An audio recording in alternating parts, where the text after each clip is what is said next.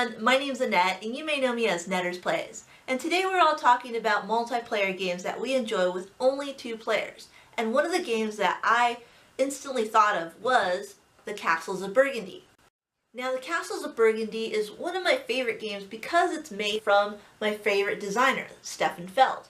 Now I love this game because it introduced me into the world of other European strategy-based games.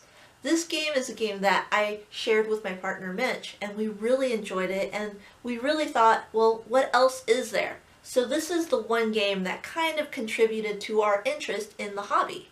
So let me go ahead and show you a little bit about this game and why I like it as a 2-player game only. So here you have a setup of Castles of Burgundy for 2 players. This is going to be the main board, and this will be every player's individual board. So I'm not going to show you how to play the game of Castles of Burgundy, but I will show you how to fill in this board based upon the number of players. So for example, here you have these hexes which have the value of 2. That means for 2 players you will only fill this out. For anything more, like for example 3 or 4 players, you will go ahead and fill out either some or all of the hexes. There are also spaces around the board which you will also fill out other different types of hexes. And of course, for 2-player game, you're only going to fill out the values that say number 2. After the players go ahead and fill in these hexes with the tiles according to the number of players, you also have your goods tiles that you're going to lay out.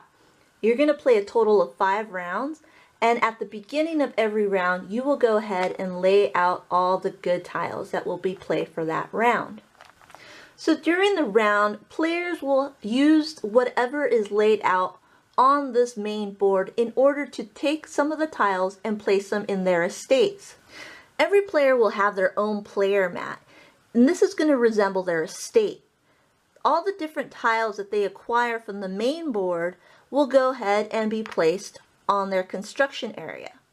This area will dictate what they can place in their estate. They will have to take another action in order to do so.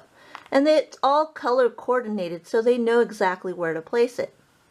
Now the thing about this is it's all based off of the die roll. Every player will roll their own set of dice, and if they're the starting player, then they will also roll the white die. Based upon that roll, it will dictate what actions you can use, either pulling tiles from the main board or placing them in your estate. With the dice, you're going to also be able to take from the main board. But remember, with more players there will be more tiles, which will create more options. Whenever there's more options, there's the probability that someone may take a long time to decide. When you're playing with 2 players, there are far less options to decide, and you can even plan out your next turn based on your die roll. Well, welcome back. So as you can see in Castles of Burgundy, it plays up to 4 players. However, I really enjoy it as a 2-player game only, simply because it takes a lot less time between turns. As soon as you play something, the other person can go ahead and try to figure out what they want to do as well. You can plan sort of ahead, however, it all depends on what is rolled next. So instead of you going ahead and figuring out what your best strategy is, by the time you're playing a 4-player game, you might not get what you really want by the time it's your turn. So in a 2-player game, you kind of have a little bit more control of the game and what you can strategize and what you can look forward to.